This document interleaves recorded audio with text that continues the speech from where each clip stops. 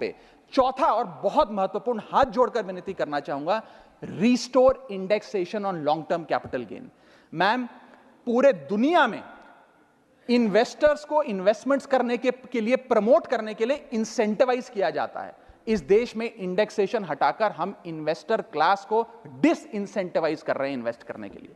Indexation हटाना tax लगाना नहीं है, इन्वेस्टर्स को पीनलाइज करने जैसा है।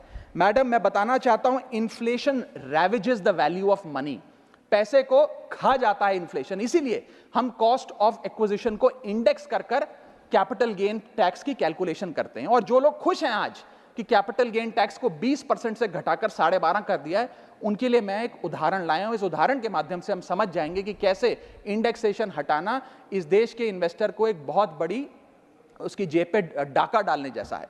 मैडम, फर्ज करिए कि 2001 में आपने 1 करोड़ रुपए का एक मकान खरीदा।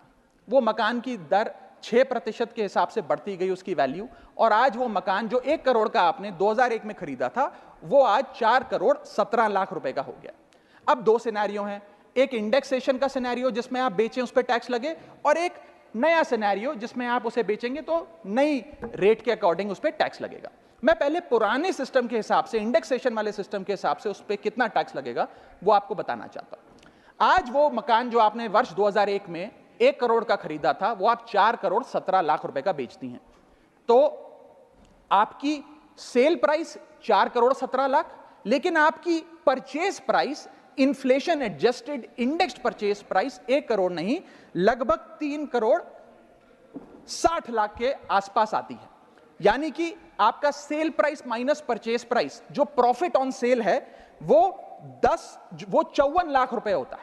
उस 54 लाख रुपए पर 20% के अकॉर्डिंग आप पे टैक्स लगता है। यानी कि इंडेक्सेशन वाले फॉर्मूले से आपको कुल टैक्स 10,80,000 रुपए देना पड़ता है। मैं राउंड ऑफ करके 11 लाख रुपए कहता हूं। लेकिन जो नई व्यवस्था है जिसमें इंडेक्सेशन आपसे छीन लिया गया है, उसमें sale price 4 crore 17 lakh, cost price 1 crore, मुनाफा 3 करोड़ 17 लाख, उस पर 12.5% टैक्स, यानी कि टैक्स कुल मिलाकर आपका बनता है 39,62,000। यानी कि नई व्यवस्था में वही 1 करोड़ का मकान अगर आप बेचेंगे आज 4 करोड़ 17 लाख का, तो आपको लगभग 40 लाख रुपए टैक्स देना पड़ेगा, और पुरानी व्यवस्था में आपको मात्र 11 लाख रुपए टैक्स देना पड़ेगा। यानी कि 40 माइनस 11 लगभग 29 लाख रुपए का एडिशनल टैक्स आपको देना पड़ेगा मात्र 1 करोड़ रुपए के प्लॉट की सेल पर। यह है इंडेक्सेशन का खेल। इसीलिए indexation long term capital investments के लिए अति आवश्यक है। मैं सरकार से अनुरोध करूंगा कि उसे ना हटाएं,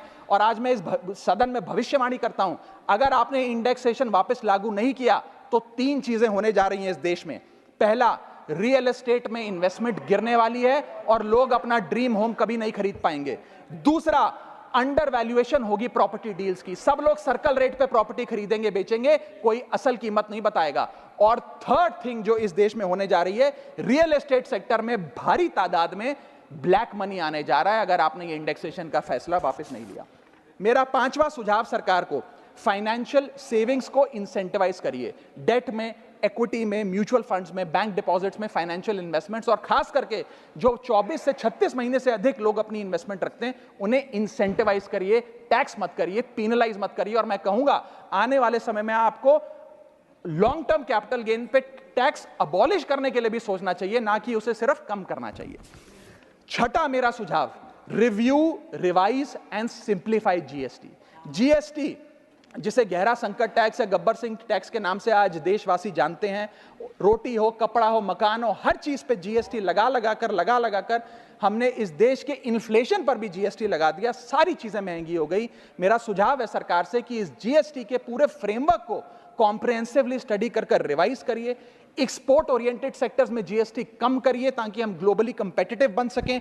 एसएमई सेक्टर जो नौकरियां देता है, छोटे उद्योग हैं, उसमें जीएसटी कम करिए, और एसेंशियल कमोडिटीज, दूध, दही, चावल, रोटी, चावल, आटा, उस पर कम से कम जीएसटी विड्रॉ करिए।